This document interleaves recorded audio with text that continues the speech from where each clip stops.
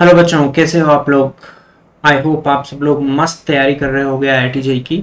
आज हम लोग दो इम्पॉर्टेंट कंसेप्ट पढ़ने वाले हैं और वो है back titration and double titration. Back titration हालांकि बहुत सिंपल सी कंसेप्ट है, इसमें कोई खास बात नहीं है, लेकिन डबल टाइट्रेशन बहुत खूबसूरत कंसेप्ट है। डबल टाइट्रेशन से रिलेटेड पिछले साल आईआईटी जेईई मेंस में बहुत सुंदर क्वेश्चन पूछा गया है, राइट। वो क्वेश्चन भी डिस्कस करेंगे और कंसेप्ट के बारे में भी सीखेंगे। तो आइए चलते हैं आगे की तरफ। बच्चों, बैक टाइट्रेशन बेसिकली होता है एक्सेस रिएजेंट को टाइट्रेट करने को बैक टाइट्रेशन कहा जाता है। एक्सेस रिएजेंट का मतलब क्या हुआ, जैसे मान लो आपके पास बेरियम हाइड्रोक्साइड का कोई इम्प्योर सैंपल था, इसके अंदर आपने लेट से एक्सेस HCl डाल दिया। क्यों आपने एक्सेस HCl डाला? क्योंकि आपको पता नहीं था कि बेरियम हाइड्रोक्साइड कितना प्योर है, राइट। तो एक्सेस HCl डाल दिया और ये जो एक्सेस HCl आपने डाला है N1 नॉर्मलिटी का और V1 वॉल्यूम का, राइट। अब यहाँ पे बेरियम हाइड्रोक्साइड HCl से रिएक्ट करके BaCl2 बना लेगा, और क्योंकि हमें पता है कि हमने ज्यादा क्वांटिटी में HCl लिया है, एक्सेस में HCl लिया है, तो HCl बच जाएगी, राइट। तो जो बचा हुआ HCl है ना, इसको हम लोग बैक टाइट्रेट करेंगे NaOH के अगेंस्ट। इसकी भी नॉर्मलिटी हमको पता है, लेट से N2 है, वॉल्यूम V2 लगा इसका बैक टाइट्रेशन करने के लिए, राइट। तो अब इस प्रकार के क्वेश्चन को यदि मुझे सॉल्व करना हो तो मैं क्या लिखूंगा बच्चों?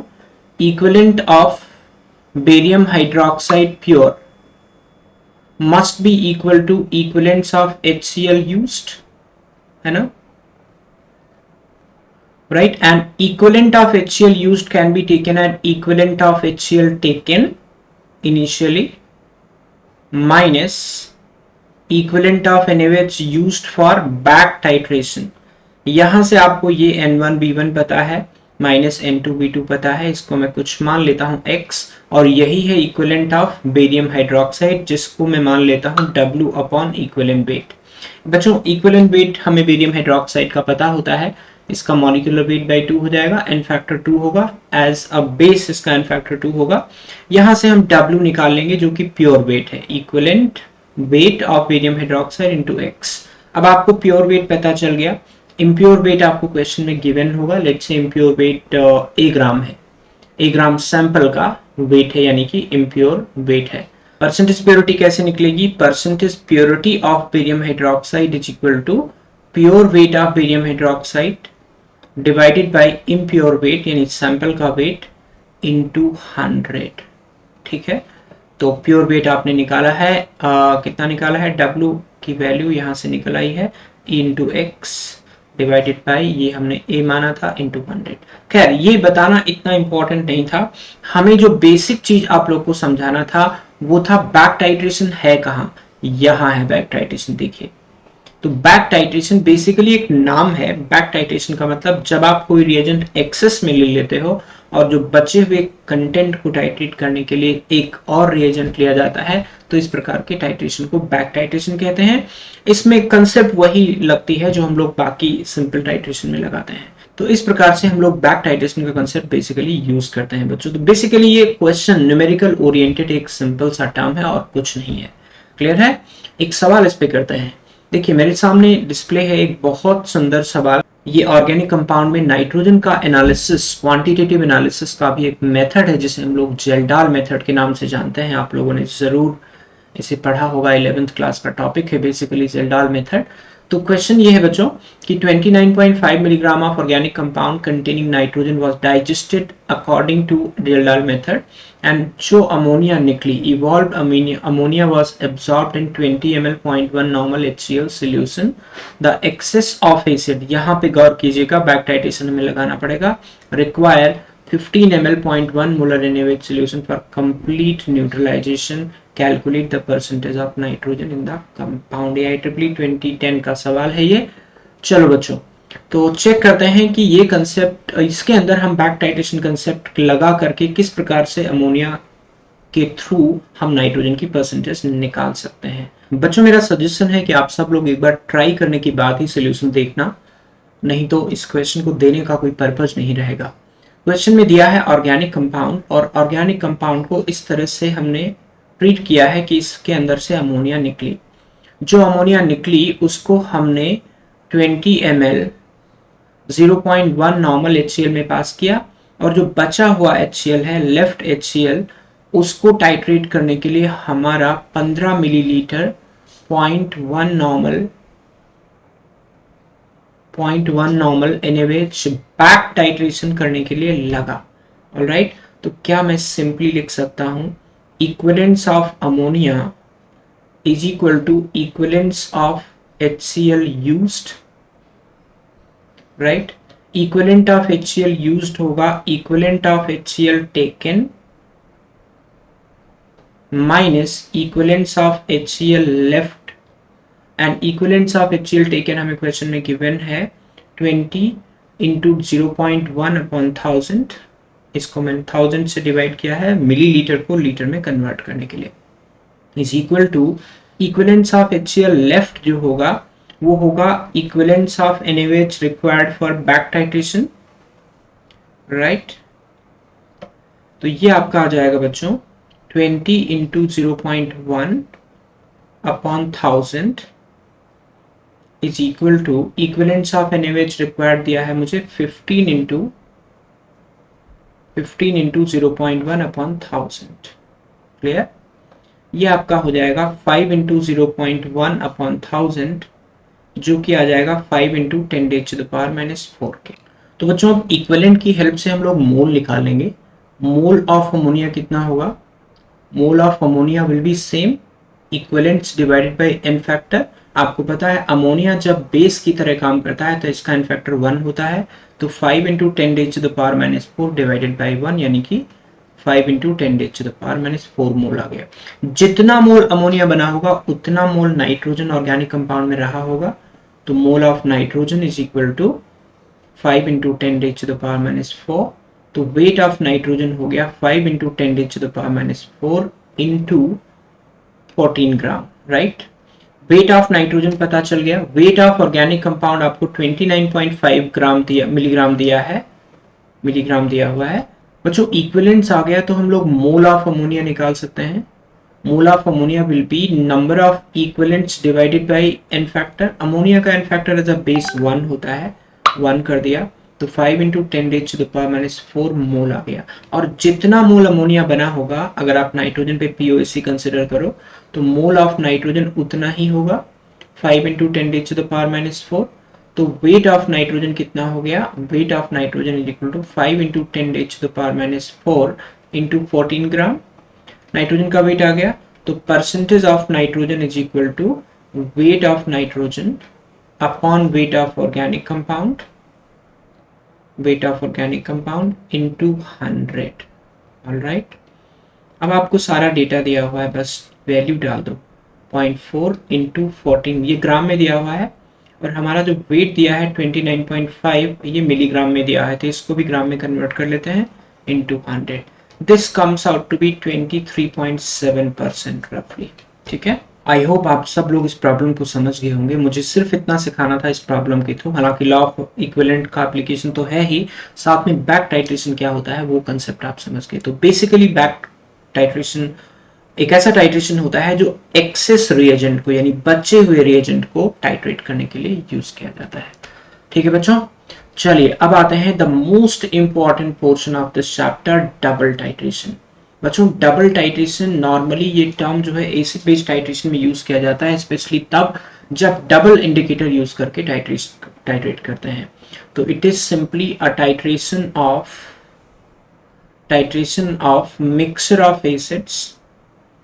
mixture of acids or bases using two different indicators,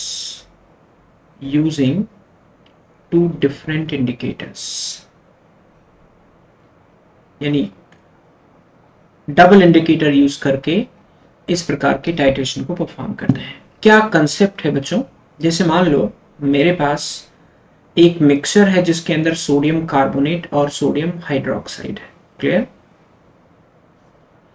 और इसकी एनालिसिस करनी है। मान लीजिए इसका वेट W1 है, इसका वेट W2 है। अब ये दोनों बेस हैं बोले तो बेसिक सोल्यूशन बनाएंगे, ये तो है ये परफेक्टली बेस, ये सॉल्ट है जो बेसिक सोल्यूशन बनाएगा। अब इसको हमें एनालाइज करने के लिए कोई एसिड लेना पड़ेगा स्टैंडर्ड सॉल्यूशन। मान लीजिए हमने HCl ले लिया, इसकी नॉर्मलिटी हमें पता है, वॉल्यूम अलग अलग टाइम पे अलग अलग लगेगा, वो हमको अलग अलग एक्सपेरिमेंट में स्पेसिफाई करना पड़ेगा, राइट। तो सबसे पहले बच्चों मैं इसका टाइट्रेशन शुरू करता हूँ यूजिंग फिनोल्फथालीन इंडिकेटर। यानी कि हमने इस पूरे मिक्सचर का एक सर्टेन क्वांटिटी ले लिया, मान लीजिए 25 ml दिया हुआ है, राइट। 25 ml हमने ले लिया, ब्यूरेट में हमने HCl भर लिया, कोनिकल फ्लास्क में NaOH और Na2CO3 का मिक्सचर का 25 ml वॉल्यूम ले लिया और इसमें फिनोल्फथालीन डाल दिया। तो क्या होगा, जैसे जैसे हम HCl डालते जाएंगे वैसे वैसे पूरे सॉल्यूशन का जो पहले से पिंक कलर है वो फेड होता जाएगा। एक्चुअली फिनोल्फथालीन बेसिक मीडियम में पिंक कलर देता है और ये शुरुआत में बेसिक मीडियम है NaOH प्लस Na2CO3 का मिक्सचर। पिंक कलर फेड होता जाएगा, जब कंप्लीटली डिस्चार्ज हो जाएगा उस समय आपका एंड पॉइंट आ जाएगा, इक्विवेलेंस पॉइंट आ जाएगा आपका फिनोल्फथालीन इंडिकेटर की प्रेजेंस में, राइट। तो मैं लिख रहा हूं at phenolphthalein indicator, phenolphthalein end point, phenolphthalein end point. यहां पे मैं मान लेता हूं बच्चों, let volume of HCl used, volume of HCl used is let's say V1 ml, ठीक है। अब यहां पे रिएक्शन कौन सी होगी, पहला रिएक्शन तो ये होगा कि NaOH और HCl आपस में रिएक्ट करके कंप्लीट न्यूट्रलाइज हो गए, कंप्लीट न्यूट्रलाइजेशन हो गया, NaCl प्लस वाटर बन गया, एंड साथ में Na2CO3 HCl से रिएक्ट करके हाफ न्यूट्रलाइजेशन होगा, यानी सिर्फ NaHCO3 तक जाते ही इस सॉल्यूशन का कलर डिस्चार्ज हो जाएगा, ये ध्यान रखिएगा। यानी कि फिनोल्फथालीन की प्रेजेंस में जब कार्बोनेट बाइकार्बोनेट में बदलता है तो इसका पिंक कलर डिस्चार्ज हो जाता है, यानी वहीं पे हमें इस रिएक्शन को रोकनी होती है। यानी इस टाइट्रेशन में इसका N फैक्टर 1 होगा, राइट। Na2CO3 से NaHCO3 में जाना मतलब एक H प्लस का एक्सचेंज हुआ था N फैक्टर 1, या 1 मोल Na2CO3 ने 1 मोल HCl खाया था, इसका N फैक्टर 1। ऑलराइट, अब अगर मैं यहाँ पे लॉ ऑफ इक्विवेलेंट लगाऊं तो क्या लिखूंगा बच्चों, मैं लिखूंगा equivalence of NaOH plus equivalence of Na2CO3 with respect to N factor 1 must be equal to equivalence of HCl used for titration। ये हो गया आपका बच्चों W1/40, आई थिंक मैंने W1 माना है, यस, W1/40। ये होगा आपका W2/106/1, Na2CO3 का मॉलिक्यूलर वेट 106 होता है और N फैक्टर 1 है तो इक्विवेलेंट वेट 106 हो गया। This is going to be normality into V1 into 10⁻⁻³ equation 1 हो गया। ऑलराइट, तो यहां से हमें एक इक्वेशन बन गई फिनोल्फथालीन की प्रेजेंस में टाइट्रेट करने से। अब मुझे W1 W2 निकालने के लिए एक और इक्वेशन चाहिए, तो अब मैं क्या करूंगा, यहाँ पे अब मिथाइल ऑरेंज ऐड करूंगा। मिथाइल ऑरेंज ऐड करने के मेरे पास दो तरीके हैं, या तो इसी में जैसे आपने HCl से इसको टाइट्रेट किया और रिएक्शन यहां तक पहुंच गई, इसी मिक्सचर में कंटिन्यूएशन में फिनोल्फथालीन डाल दो, मिथाइल ऑरेंज डाल दो। मतलब हमारे पास ये चीजें हैं NaCl, NaHCO3 एंड वाटर, इसमें आप मिथाइल ऑरेंज डाल दो और HCl से फर्दर टाइट्रेट करो और फर्दर टाइट्रेट करने पर आपका सोडियम बाइकार्बोनेट फर्दर रिएक्ट करेगा। दूसरा तरीका है कि आप इसको फेंक दो, 25 ml एक नया सोल्यूशन ले लो और उसमें शुरुआत में ही मिथाइल ऑरेंज डाल के टाइट्रेट कर लो। तो मैं दोनों तरीकों से आपको बताता हूं। तो पहला है at methyl orange end point, पहला पार्ट ले रहा हूं मैं, when taken in continuation, when taken in continuation. अगर कंटिन्यूएशन में लेंगे, कंटिन्यूएशन में लेने का मतलब क्या हुआ, इस मिक्सचर से आप टाइट्रेट कराने जा रहे हो, इस पूरे मिक्सचर के अंदर आपने मिथाइल ऑरेंज डाल दिया और अब आप HCl से फर्दर टाइट्रेट कर रहे हो। यहां मान लेता हूं मैं, let volume of HCl used is equal to V2 ml। Alright, तो अब यहां पे रिएक्शन क्या होगी बच्चों, जो आपका NaHCO3 बचा हुआ है यही आगे रिएक्ट करके इसके न्यूट्रलाइजेशन को कंप्लीट कर देगा, NaCl plus water plus carbon dioxide, और इसका N फैक्टर 1 होगा। अगर जरूरत पड़ेगी तो लगा लेंगे, जरूरत नहीं पड़ेगी तो नहीं लगाएंगे। अब यहां पे क्या लिख सकता हूं, मैंने यहां पे माना था बच्चों, मैंने यहां पे माना था कि V2 ml HCl यूज हुआ है, तो क्या मैं लिख सकता हूं कि equivalent of NaHCO3 is equal to equivalent of HCl used, right? This is N into V2 into 10 raised to the power minus 3. ये वॉल्यूम को मैंने कन्वर्ट किया है लीटर में, राइट? मिलीलीटर माना था मैंने वॉल्यूम। और क्या मैं इस इक्विवेलेंट ऑफ NaHCO3 को क्या लिख सकता हूँ? Equivalent of Na2CO3। ये वही NaHCO3 है जो Na2CO3 से मिलके बना है, मतलब रिएक्ट करके बना है, यही इसमें कन्वर्ट हुआ है। तो जितने इक्विवेलेंट यहाँ से यहाँ रिएक्ट किया होगा उतने इक्विवेलेंट NaHCO3 बना होगा। यहाँ पे इसका n फैक्टर 1 है जब ये बन रहा है, और यहाँ पे भी इसका n फैक्टर 1 है जब ये आगे रिएक्ट कर रहा है। तो क्या मैं इस NaHCO3 के इक्विवेलेंट को इस Na2CO3 के इक्विवेलेंट के बराबर लिख सकता हूँ? यस, लिख सकता हूँ, और ये मैंने लिख दिया। और W इसको मैं लिख सकता हूँ W2 divided by 106 is equal to normality into V2 into 10 raised to the power minus 3, equation number 2। यहाँ से आप फर्स्ट और सेकेंड इक्वेशन को सॉल्व करके solve for W1 and W2। दूसरा तरीका था बच्चों कि आपने मिथाइल ऑरेंज को सेपरेटली यूज कर सकते थे। when used separately,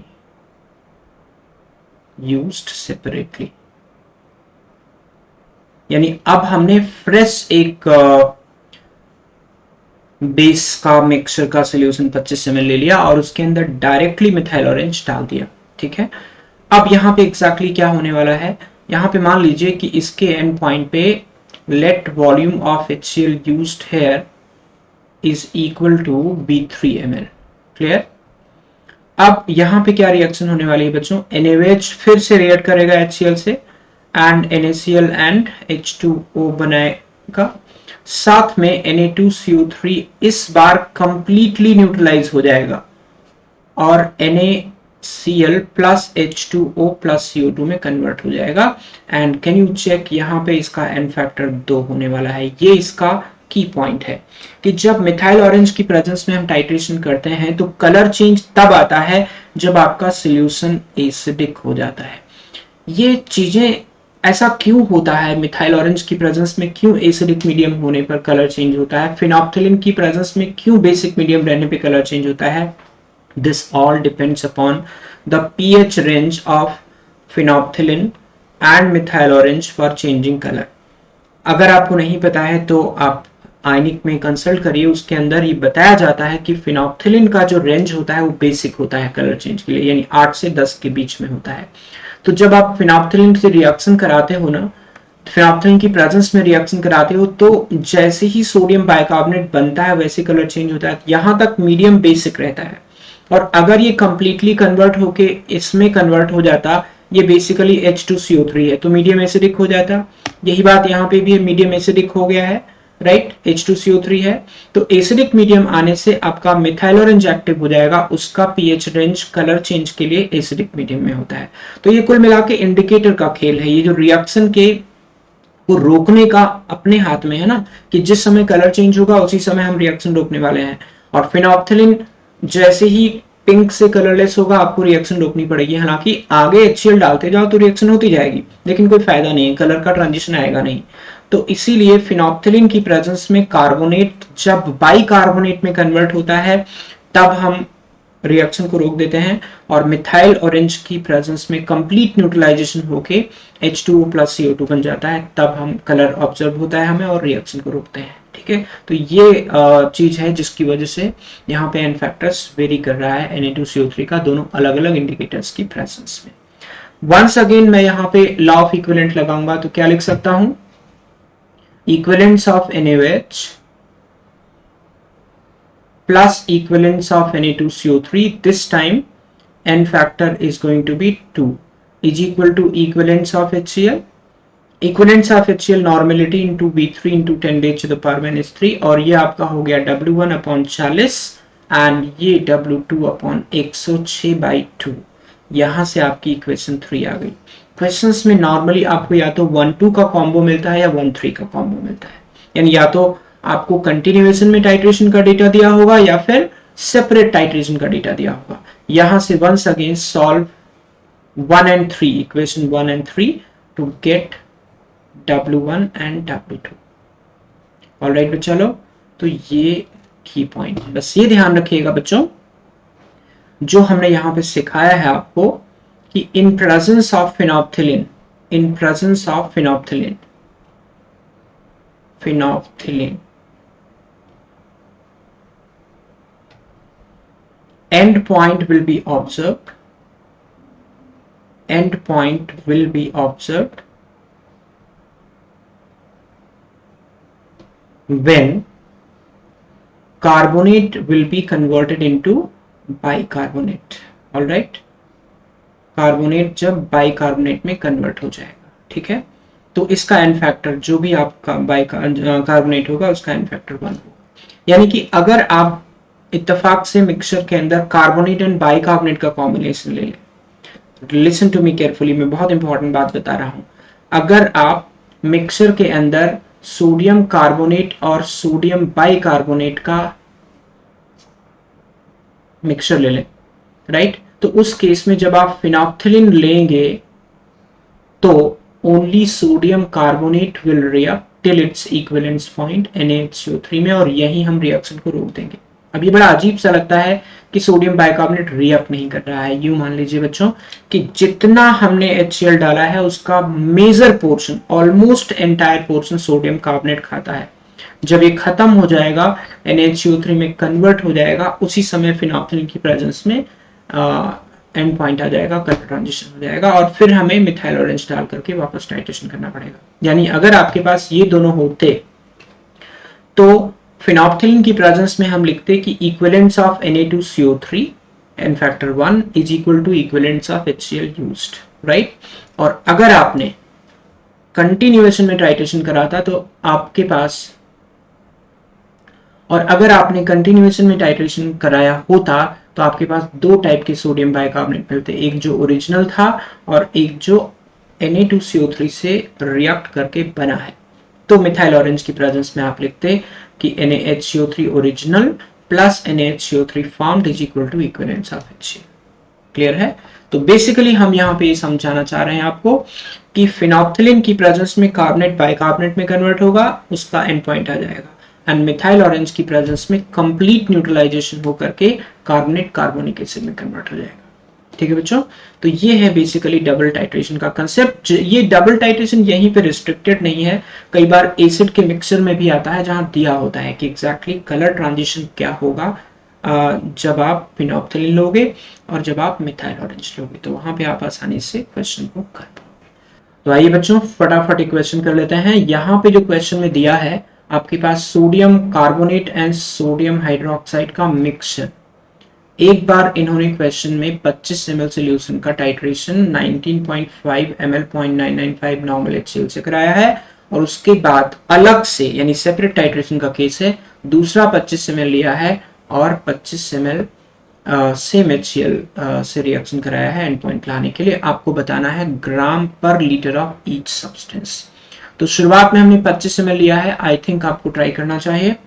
25 ml solution लिया और फिनोप्थिलिन एंड पॉइंट की प्रेजेंस में, HPH लिख देता हूं फिनोप्थिलिन की प्रेजेंस में, जब हमने HCl से टाइट्रेट किया तो HCl का लगा है 19.5 मिलीलीटर, 0.995, थोड़ा टेढ़ा डेटा दिया हुआ है, कोई बात नहीं कर लेंगे।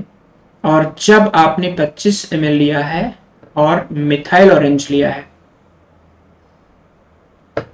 मिथाइल ऑरेंज, तो मिथाइल ऑरेंज की प्रेजेंस में, मिथाइल ऑरेंज को मैं MEOH लिख देता हूं, जो HCl लगा है वो आपका 25 ml लगा है। ऑलराइट, ठीक है,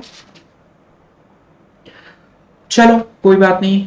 आप यानी कि हमने जो थ्योरी पढ़ाई उसमें 1-3 का कॉम्बिनेशन दिया हुआ है यहाँ पे, तो कैन यू अंडरस्टैंड, यहाँ पे NaOH का कंप्लीट न्यूट्रलाइजेशन होगा, NaOH प्लस HCl का कंप्लीट न्यूट्रलाइजेशन, साथ में Na2CO3 का पार्शियल न्यूट्रलाइजेशन, यानी इसका एन फैक्टर यहाँ पे 1 होगा। This is what we need to take care of. Alright, तो क्या मैं लिख सकता हूं in presence of phenolphthalein, phenolphthalein end point के केस में क्या लिखें, equivalence of NaOH plus equivalence of Na2CO3 n factor 1 is equal to equivalence of HCl। तो मेरे पास मैं यहाँ मान लेता हूँ कि 25 ml में NaOH है W1 और Na2CO3 है W2।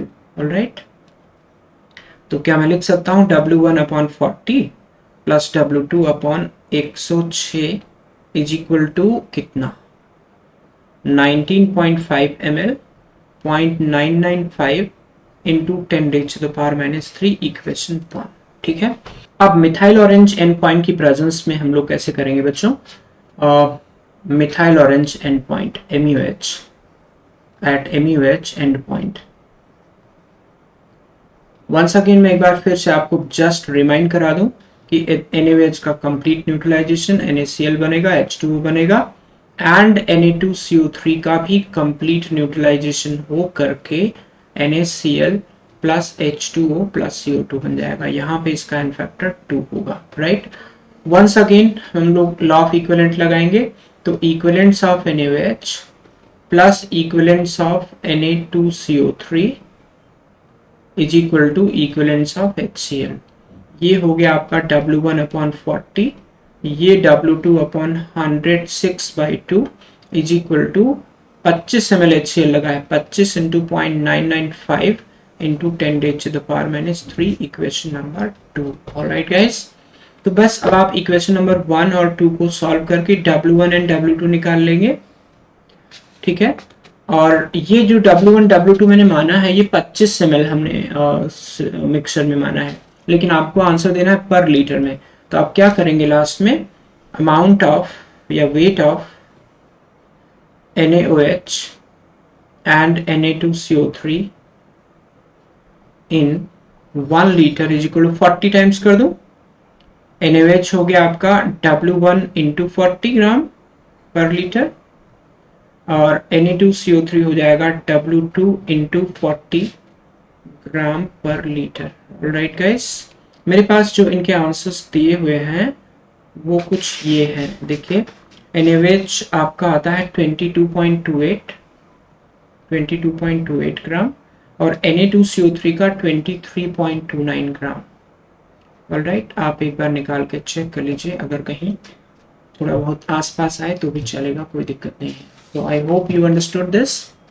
जैसा क्वेश्चन दिया था उस हिसाब से हमारा सेपरेट टाइट्रेशन है मिथाइल ऑरेंज यूज करके एंड फिनोप्थिलीन यूज करके। ठीक है, 2 सिंपल इक्वेशन एंड उसको सॉल्व कर लिया। ऑलराइट, पर चलो एक और बहुत खूबसूरत सवाल इस साल जेई फरवरी अटेम्प्ट में आया था डबल टाइट्रेशन का, जेई मेंस में। ये बहुत बढ़िया सवाल है, हालांकि आसान है, बहुत मुश्किल नहीं है, हालांकि बहुत सारे बच्चों ने छोड़ा भी इसे। देखिए 0.4 gram mixture of NaOH and Na2CO3 and some impurities, यानी इन दोनों के अलावा कुछ इम्प्योरिटीज भी हैं। First titrated with N/10 HCl using phenolphthalein indicator and 17.5 ml of HCl was required to reach the end point. After this methyl orange was added, इसका मतलब ये है कंटिन्यूएशन में कराया है। Same HCl was required for the next end point. The weight percentage of Na2CO3 in the mixture.